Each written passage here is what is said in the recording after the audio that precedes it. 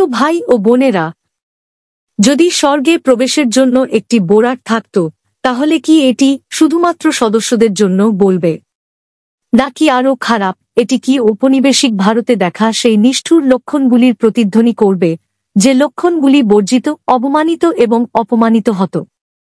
আমাকে একটি গল্প শেয়ার করতে দিন। 1940-এর দশকে নাগপুরের এক তরুণী লীলাতাই চিতালে একটি ব্রিটিশ হোটেলের বাইরে এমন একটি সাইনবোর্ডের সামনে দাঁড়িয়েছিলেন। বহু বছর পরে তিনি বলেছিলেন, এটি কেবল আমার জন্য অপমান ছিল না, এটি প্রতিটি ভারতীয়ের জন্য অপমান ছিল, আমাদের মর্যাদার জন্য, আমাদের মানবতার জন্য। আমি তখন জানতাম যে আমাকে লড়াই করতে হবে, যাই হোক না কেন। বর্জনের সেই ক্ষত তার মোড় ঘুরিয়ে দেয়। তিনি সান্ত্বনার চেয়ে সাহস বেছে নিয়েছিলেন। প্রত্যাখ্যানের হুল ন্যায় বিচারের প্রতি আজীবন প্রতিশ্রুতিতে পরিণত হয়েছিল। এবং এটি, আমার বন্ধুরা, আজকের সুষমাচারে যিশু আমাদের সেই রূপান্তরের দিকেই আহ্বান জানিয়েছেন। মানুষের দরজার বিপরীতে যা মানুষকে বাইরে রাখে, সংকীর্ণ দরজা সকলের জন্য উন্মুক্ত, তবে এর জন্য আমাদের মধ্যে পরিবর্তন প্রয়োজন। যিশু বলেন, সরু দরজা দিয়ে প্রবেশ করো, কারণ ধ্বংসের দিকে যাওয়া দরজা প্রশস্ত, কিন্তু জীবনের দিকে যাওয়া পথ সংকীর্ণ। এখন শুনুন, জাতি, বর্ণ বা মর্যাদার কারণে সরু দরজা আমাদের বাদ দেয় না। এটি কেবল ঈশ্বরের রাজ্যের অন্তর্গত নয় এমন জিনিসকেই বাদ দেয়। এবং তাই বিমানবন্দরের চেকিংয়ে ভ্রমণকারীদের মতো আমাদের অবশ্যই হালকা ভ্রমণ করতে হবে। অহংকার অতিক্রম করতে পারে না, কেবল নম্রতাই পারে। বিচার অতিক্রম করতে পারে না, কেবল করুণাই পারে। সামঞ্জস্য অতিক্রম করতে পারে না, কেবল সাহসী পারে। নিয়ন্ত্রণ অতিক্রম করতে পারে না, কেবল বিশ্বাসী পারে।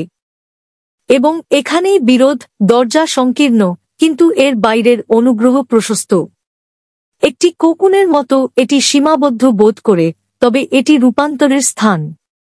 যেমন Saint John of the Cross বলেছিলেন, ঈশ্বর ছোট নন, আমাদের হৃদয়কেই বৃদ্ধি পেতে হবে। ইতিহাস আমাদের এমন দরজা দিয়েছে যা মানব মর্যাদাকে বাদ দিয়েছে এবং হ্রাস করেছে। কিন্তু ঈশ্বরের দরজা ভিন্ন।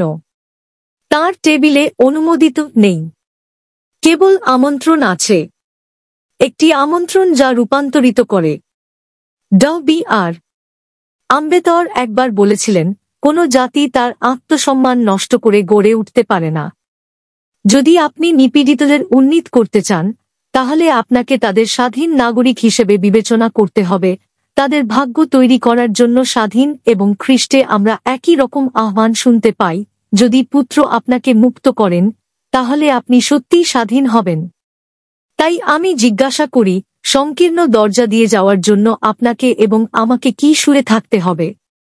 আমাদের গর্ব, আমাদের বিচার, আমাদের সান্ত্বনা, আমাদের নিয়ন্ত্রণের প্রয়োজন, আমাদের সাহসের কোথায় প্রয়োজন? আমরা কিভাবে করুণা দেখাতে পারি? আমরা কি খ্রিস্টকে অনুসরণ করার জন্য যথেষ্ট বিশ্বাস করি? কিন্তু মনে রাখবেন, এই যাত্রা একাকী নয়। আমরা ঈশ্বরের লোক হিসেবে একসাথে হাঁটি। যখন কেউ হোঁচট খায়, তখন অন্যজন সাহায্য করে।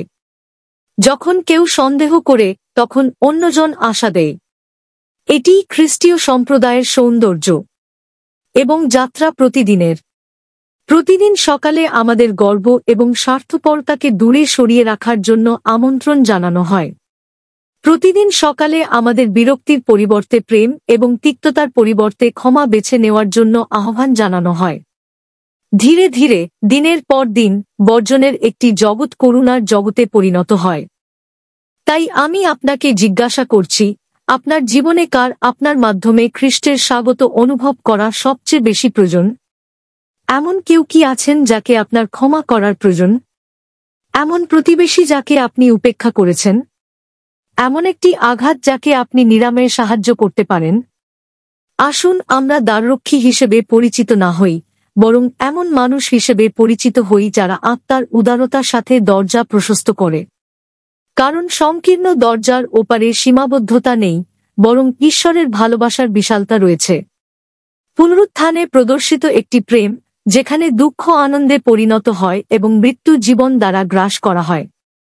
এবং একদিন আমরা যেন সবচেয়ে সুন্দর কথা শুনতে পাই, আমি তোমাদের চিনি। ভিতরে এসো। ভাই ও বোনেরা, দরজা সংকীর্ণ, কিন্তু খ্রিস্টের বাহু প্রশস্ত। আমিন। To preach your name and to plant your glorious cross on infidel soil. But one mission alone would not be enough for me. I would want to preach the gospel in all 5 continents simultaneously, even to the most remote islands.